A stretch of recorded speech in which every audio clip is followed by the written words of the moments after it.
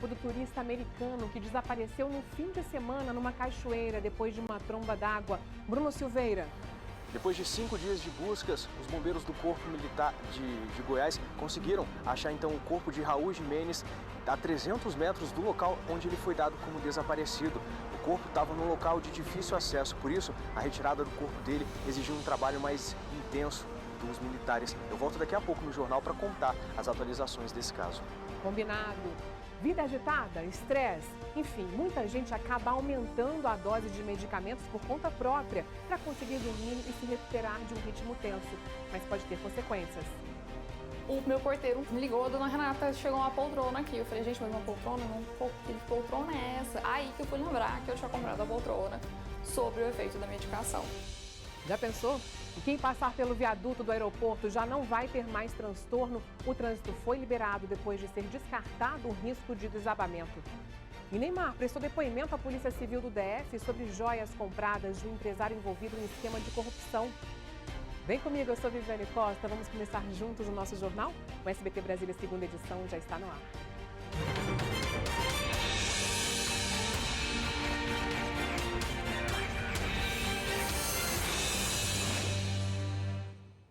Os bombeiros localizaram o corpo do turista americano que sumiu depois de ser surpreendido por uma tromba d'água na cachoeira da Chapada dos Veadeiros. Bruno Silveira tem as informações pra gente. Boa noite para você, Bruno. Olha, na verdade, esse corpo aí foi encontrado perto do local onde estava aquele grupo de amigos que conseguiu se salvar. Você e para todos que estão nos acompanhando, foi isso mesmo. Os bombeiros eles começaram as buscas ali num raio de 10 quilômetros, mas eles encontraram o corpo do Raul Jimenez, esse turista norte-americano, a 300 metros ali do local onde ele foi dado como desaparecido. Nesse grupo de amigos americanos que estavam conhecendo a Chapada dos Veadeiros, os 4 amigos do Raul conseguiram ali escapar dessa tromba d'água. Ele foi a única vítima. O Corpo de Bombeiros do estado de Goiás localizou o corpo dele, então, nessa área que eles consideram de difícil acesso. Segundo o coronel do Corpo de Bombeiros que estava lidando com essas buscas, lá é uma região que eles consideram como um cânion, que tem uma cachoeira ali por volta de 40, 50 metros de altura. Por isso, as buscas exigiram, então, a retirada desse corpo exigiu que os bombeiros usassem rapel, mergulhadores. Segundo a corporação, o corpo do Raul Jimenez estava ali preso entre galhos e 2 pedras. E os bombeiros conseguiram achar o corpo dele hoje, porque desde sábado, quando teve aquela chuva que infelizmente atingiu o turista com aquela tromba d'água, o tempo melhorou, a chuva deu uma parada, então o volume da água diminuiu, a cor da água também foi ficando mais clara, por isso os bombeiros conseguiram achar o corpo dele. Apesar deles encontrarem o corpo desse turista, agora no meio da tarde, a remoção do corpo só foi finalizada agora há pouco, por volta de 6h20, 6h30 da tarde. Alguns militares do Corpo de Bombeiros aqui do DF, inclusive, estavam seguindo o caminho para a Chapada dos Veadeiros para ajudar nas buscas. Na metade do caminho, eles foram informados que encontraram o corpo, eles continuaram a viagem para ajudar na remoção. Desde ontem, a família desse turista já estava aqui no Brasil acompanhando as buscas também, aflitos, com toda essa situação, porque na segunda-feira os bombeiros tinham encontrado também o filtro solar que o Raul Jimenez estava usando no dia que ele desapareceu. Foi uma busca muito intensa, os bombeiros usaram até drones com câmeras térmicas para tentar localizar o corpo desse turista, além de 25 militares que foram mobilizados, guias turísticos da região também ajudaram nessas buscas, cães farejadores, mergulhadores. Então, foi uma operação bastante complexa para o Corpo de Bombeiros para conseguir achar esse turista. A Embaixada dos Estados Unidos, inclusive, emitiu uma nota hoje à tarde. Eles lamentaram profundamente esse incidente, a morte de um cidadão norte-americano, e que agora eles vão prestar toda a assistência para a família desse turista que veio ao Brasil acompanhar as buscas. A gente tem dicas, inclusive, do Corpo de Bombeiros de Goiás para a gente tomar cuidado nas cachoeiras nessa época do ano. Vamos ouvir. Nesse período chuvoso, esse tipo de passeio é muito perigoso. Nossa recomendação é que se evite, mas se mesmo assim se aventurar, que tome alguns cuidados, como contratação de um guia experiente, verifique, marque algum local onde você possa perceber o nível da água, uma pedra, um galho, e se ele de repente começar a subir, saia imediatamente e procure um local seguro. Se por uma vez você perceber também sujeiras, galhos, árvores vindo no leito do rio, é outro sinal que possa estar acontecendo. E sempre olhar para a cabeceira do rio, verificar as condições climáticas, porque mesmo não chovendo no local que você está, se estiver chovendo na cabeceira, esse fenômeno pode acontecer. Pois é, todo cuidado é pouco ali, né, gente? E olha, O jogador Neymar prestou depoimento à Polícia Civil do DF hoje, no início da tarde, como testemunha no inquérito que investiga um grupo envolvido em agiotagem, lavagem de dinheiro e receptação de joias. Neymar teria recebido joias de um dos envolvidos nesse esquema, que em apenas 3 anos teria movimentado mais de 15 milhões de reais. Neymar prestou depoimento por videoconferência, acompanhado pelos advogados, e a polícia não passou nenhum detalhe dessa oitiva aí, porque as investigações estão em sigilo.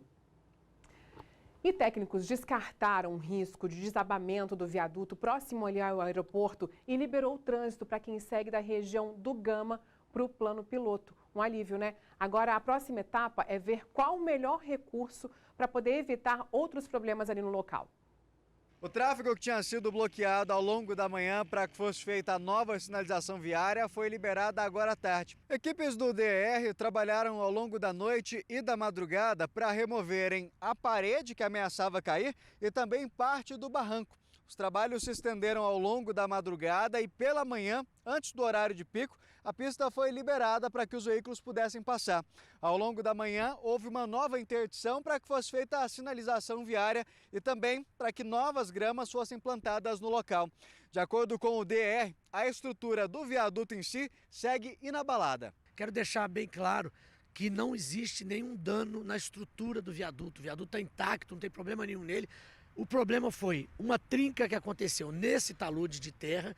Aquela parede que a gente chama de ala, né, do viaduto, que faz o apoio dessa terra, a gente está agora projetando lá com as equipes técnicas se a gente refaz uma nova parede, se a gente faz um cimento projetado no talude ou até um gabião, que é uma estrutura de pedras que a gente faz para dar sustentação ali na cabeça do viaduto.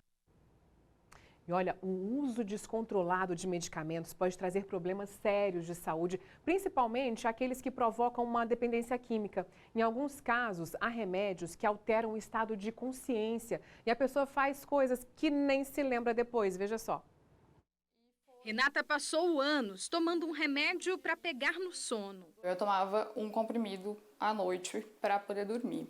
Alguns dias que a ansiedade estava mais intensa, um não era suficiente, então eu acabava tomando 2 para tentar dormir um pouquinho melhor. Mas com o tempo, sentia que nem a dose dobrada parecia funcionar. O medicamento que Renata usava era o Zolpidem. Essa é uma medicação que funciona como indutora de sono, que a gente chama de hipnóticos, né? E ele tem o maior potencial de induzir a redução da atividade cerebral, o que gera entre aspas, um desligamento cerebral e induz o sono. É como se uma luz apagasse de repente. Por isso, a recomendação é se deitar imediatamente após o uso. A nossa consciência está desligada, a gente está inconsciente, mas outras partes do cérebro estão ativas, o que gera muitos pesadelos, sonhos vívidos e até esses episódios como se fossem sonambulismos. Renata já mandou mensagens para os amigos e fez até compras pela internet. Eu comprei uma poltrona, graças a Deus, ela é linda, eu sou apaixonada por ela.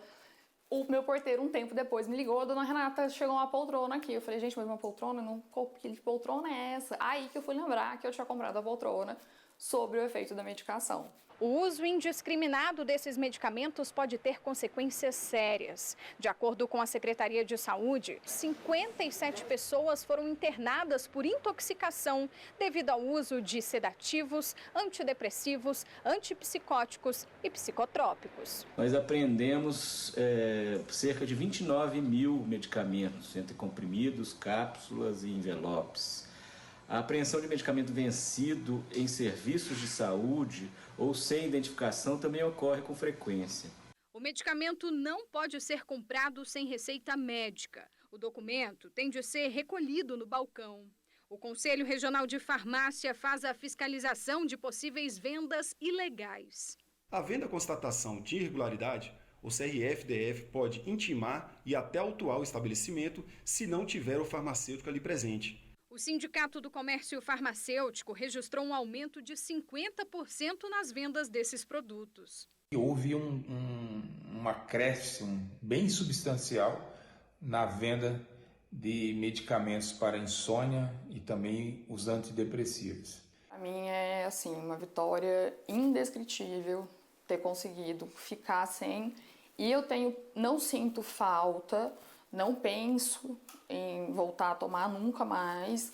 E tenho plena consciência de que se eu voltar a tomar alguma vez, a chance de eu escalonar de novo e voltar a tomar doses além é muito grande. E eu não quero isso para mim de novo.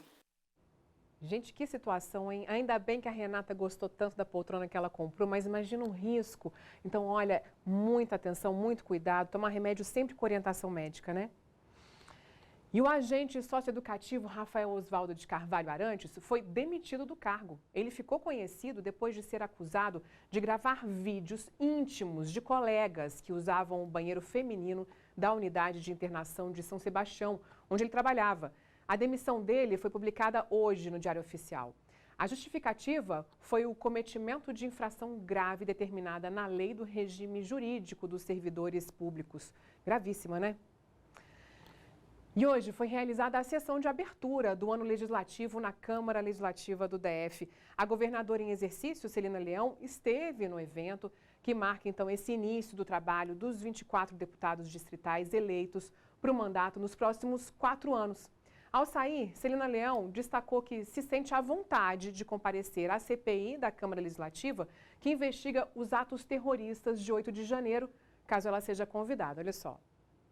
A CPI cumpre o papel institucional dos 24 deputados, eles têm a legalidade, a legitimidade de fazerem também o papel dele. A população também cobra que eles se manifestem. Então, para mim é muito natural a CPI, já participei de várias, né? Entendo bem como funciona a casa, então acredito que vai ser realmente focada para descobrir, né, os atos de vandalismo, assim como está no escopo da própria CPI. E a Procuradoria-Geral da República se manifestou contra a soltura do ex-comandante da PMDF, Fábio Augusto Vieira. O ex-comandante é investigado pelos atos antidemocráticos do dia 8 do mês passado. O parecer assinado pelo representante do MPF aponta que há evidências de que Fábio sabia que o movimento poderia virar algo maior e tinha como ser evitado. Agora, esses reflexos aí de 8 de janeiro continuam, né? Muita gente precisou, inclusive, de paciência hoje para poder circular ali pela área central de Brasília. A esplanada dos ministérios foi fechada por precaução para a posse dos parlamentares no Congresso Nacional e para o retorno dos trabalhos judiciários. Aí o trânsito ficou muito lento nos anexos, nas vias paralelas. Você passou por essa região? O acesso à esplanada agora, gente, só deve ser liberado amanhã, no fim da tarde. E o ano judiciário começou hoje também, depois dos atos violentos ali do dia 8 de janeiro, que depredaram os prédios dos 3 poderes. E foi um retorno cheio de simbolismo lá no STF. A sessão, que é praxe no início de todos os anos, ganhou mais significado. O plenário do Supremo Tribunal Federal, completamente restaurado, recebeu centenas de convidados para essa sessão solene de abertura do ano judiciário. A presidente do STF, ministra Rosa Weber, reforçou no seu discurso que a democracia se mantém inabalada. Ela também afirmou que quem teve participação nos atos do dia 8 de janeiro, seja com financiamento, planejamento, incitação ou ataque direto, essas pessoas serão responsabilizadas. Os que a conceberam, os que a praticaram, os que a insuflaram e os que a financiaram serão responsabilizados com o rigor da lei. O presidente Lula também discursou na sessão. Ele não chegou a citar o ex-presidente Jair Bolsonaro, mas mencionou que os atos do dia 8 foram cultivados em sucessivas investidas com o objetivo de desenvolver um projeto autoritário de poder. Depois dessa sessão, os servidores e funcionários do Supremo se reuniram para um abraço ao prédio sede. Junto com os ministros do STF, o grupo caminhou pela Marquise em um ato de união pela democracia e defesa do Supremo. Algumas áreas do prédio ainda seguem em recuperação. Pontos de memória foram distribuídos com exemplos da destruição deixada no dia 8. De acordo com a presidente do Supremo, é preciso deixar esses pontos para que o ato de vandalismo do dia 8 não seja esquecido. E dessa forma, esse evento também não mais se repita. Não destruíram o espírito da democracia. Não foram e jamais serão capazes de subvertê-lo, porque o sentimento de respeito pela ordem democrática continua e continuará a iluminar as mentes e os corações dos juízes desta Corte Suprema. Olha, atenção nessa informação aqui, viu? A partir de agora, todas as armas de uso permitido e restrito devem ser cadastradas em até 60 dias. Isso lá no Sistema Nacional de Armas, que é um sistema eletrônico disponibilizado pela Polícia Federal. Mesmo se já tiverem registradas em outros sistemas, elas devem ser cadastradas novamente, viu? E durante esse período de 60 dias, os proprietários que não quiserem mais as armas poderão entregá-las nos postos de coleta da campanha do desarmamento que estão disponíveis no portal gov.br. Isso sem punição nenhuma. A Polícia Federal é o órgão que ficará responsável pela fiscalização do cumprimento dessa norma, viu? E a polícia investiga um acidente em Planaltina. Um motoqueiro bêbado invadiu um cruzamento e provocou um acidente. As marcas do acidente estão nas pernas e nas costas.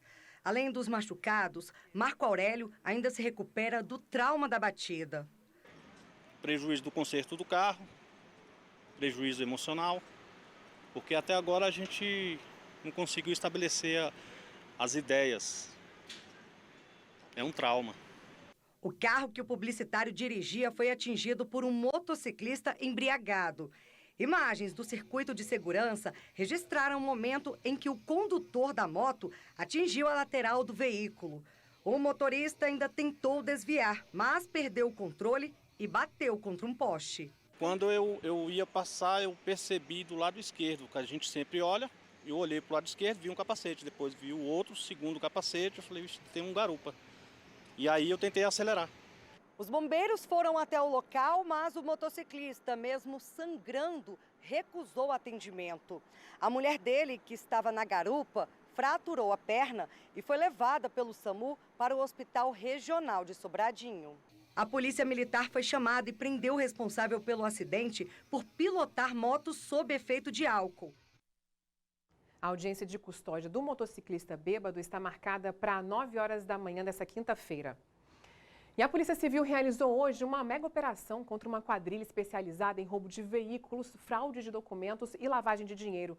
O grupo lucrou R$1 bilhão com a venda de carros roubados. Os criminosos falsificavam os sinais identificadores dos veículos e vendiam a terceiros. Os encontros para negociação sempre ocorriam em locais públicos. E para dar ares de ilegalidade à transação, a quadrilha contava com a participação de uma mulher com boa lábia para poder enganar as vítimas. Foram cumpridos mandados de busca e apreensão aqui no Distrito Federal e no Espírito Santo, Goiás, Minas Gerais, Paraná e em São Paulo também.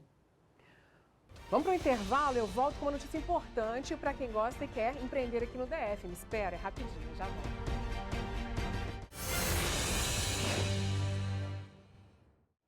Olha, o Instituto Federal de Brasília, o UFB, está oferecendo quase 400 vagas para cursos gratuitos na Estrutural e na Ceilândia. E as vagas são para cursos presenciais com início já para o primeiro semestre deste ano.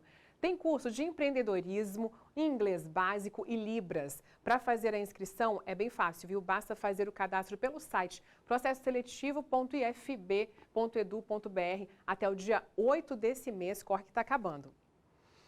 E o Distrito Federal conquistou posições importantes na área do empreendedorismo. A gente está falando sobre cursos, né? Então, olha só, é o 5º quando se trata de atrair investimentos. Mas para empresários ainda há dificuldades ali quanto à burocracia para um negócio de médio porte. Foram quase 2 anos para montar esse restaurante na Asa Sul. O sonho hoje é uma realidade, mas o empresário precisou ser resiliente para suportar os imprevistos. Foi muito difícil. Na realidade, a gente abriu na pandemia. E a gente, durante 2, 3 anos, a gente estava na Asa Norte e devido a um prédio cair em cima do restaurante, a gente teve que se remodelar e agora trazendo para a Asa Sul. E hoje a gente tem o dobro, até triplo de funcionários. Então a gente está trabalhando aí de uma forma diferente do que a gente trabalhava. Ingrid trabalha com construção na capital e explica que as oportunidades são boas. Ela conhece bem os desafios de manter um negócio deste porte. Hoje, um empresário, um empreendedor, precisa de uma ajuda de um contador, até de um advogado, para entender toda essa parte burocrática que é um pouco complexa, para se entender por si só, né, individualmente. Então, na minha opinião, eu acho que essa é a questão, né, a mais negativa. Os empresários fazem parte da estatística do ICM, do Índice de Crescimento de Municípios do Ministério da Fazenda, que coloca Brasília como uma das melhores regiões do país para se abrir e manter um negócio. De acordo com o ICM, de 2021 para 2022, Brasília saltou da 14ª para a 5ª posição. A pesquisa avaliou 119 municípios no ano passado, capitais e cidades com mais de 250 mil habitantes. O empreendedorismo liderou a abertura de negócios por aqui. No ano passado, foram quase 21 mil a mais em relação a 2021, um crescimento de 15%. O Distrito Federal se destacou bastante no índice de concorrência dos municípios por alguns fatores, dentre eles a facilidade de abertura e encerramento de empresas, a segurança jurídica para os novos empreendimentos. Temos um índice de transparência muito bom. Então, são fatores que levam ao empresário ter segurança para investir no Distrito Federal. Com números tão favoráveis, o que Matheus deseja, num futuro bem próximo, é expandir o negócio e dar oportunidade para mais gente crescer, assim como ele. Na realidade, a gente trabalha tanto por eles quanto pelo restaurante. Agora, olha só essa opção para quem precisa de uma consulta ou fazer exames. A unidade SESC da 913 Sul vai oferecer 30 vagas semanais para a clínica médica. As consultas são a partir de R$ 49,00. O atendimento é das 7h30 da manhã até as 6h30 da noite, às terças e quartas. Mas tem essas outras 8 especialidades aqui com consultas a preços acessíveis nessa unidade. E olha só, gente, os horários são diferentes, os dias também.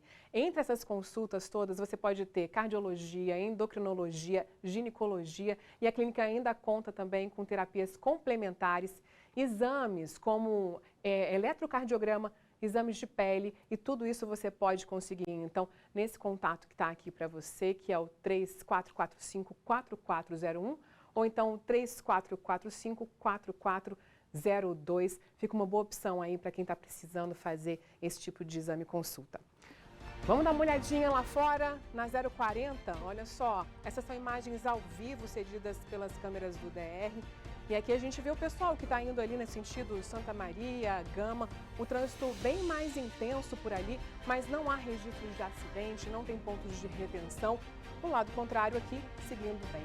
Obrigada pela companhia, segue tranquilo para casa, te espero amanhã. Um beijo, tchau, tchau.